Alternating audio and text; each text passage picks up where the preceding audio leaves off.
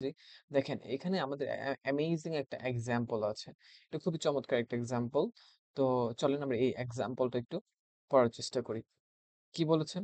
The British princess smelled that a grave conspiracy was going on inside the palace wall against the bloody rogue king for his vicious and malicious activities committed during his long misrule without considering the plights of the helpless and innocents, just to set his long cherished desire to settle a vast empire on the western horizon of the world.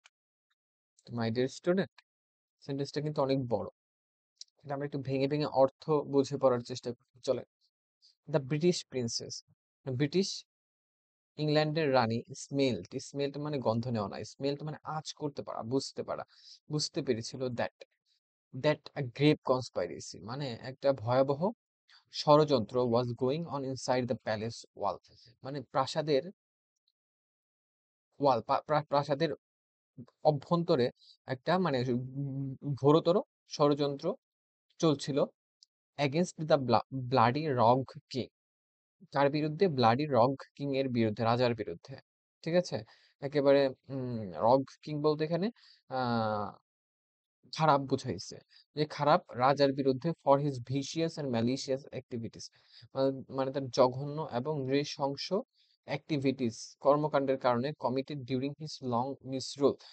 কি মানে তার দীর্ঘকালীন একটা মিসরুল মানে হচ্ছে অনৈতিক যে ব্যবস্থাগুলো পরিচালনার কারণে without considering the plights of the helpless and innocents, বিবেচনা না করে তাদেরকে স- অসহায় এবং যারা নির্দোষ ইনোসেন্ট তাদেরকে তাদের বিষয়টাকে বিবেচনায় না এনে just to set his long cherished desire to settle a vast empire, শুধুমাত্র তার নিজের ইচ্ছা আকাঙ্ক্ষাকে উম, পূরণ করার জন্য ভাস্ট এম্পায়ার একটা বিশাল সাম্রাজ্য অন দ্য ওয়েস্টার্ন হরিজন, আহ মানে পশ্চিম হরিজন, পশ্চিম এলাকার অফ দ্য ওয়ার্ল্ড, মানে পৃথিবীর পশ্চিম অঞ্চলের একটা বিশাল সাম্রাজ্যে নিজের ইচ্ছা আকাঙ্ক্ষা প্রতিষ্ঠার মাধ্যমে প্রতিষ্ঠা করে, হ্যাঁ, প্রতিষ্ঠা করেছিল কিভাবে?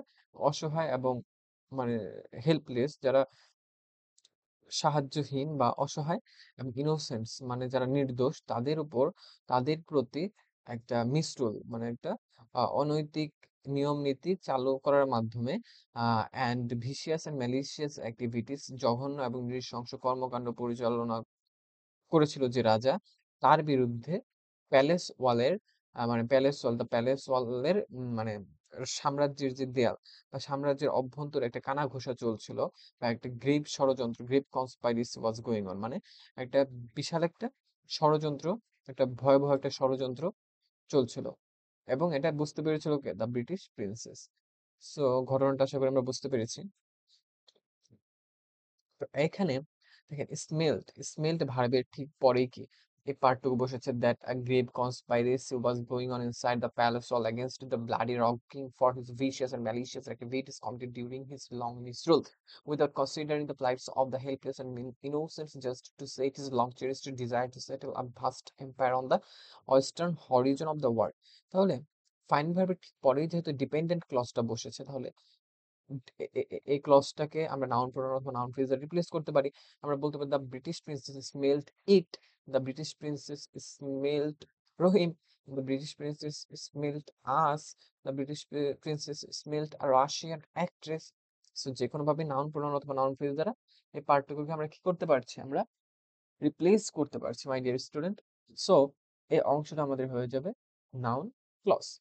আশা আশা করি আমরা এই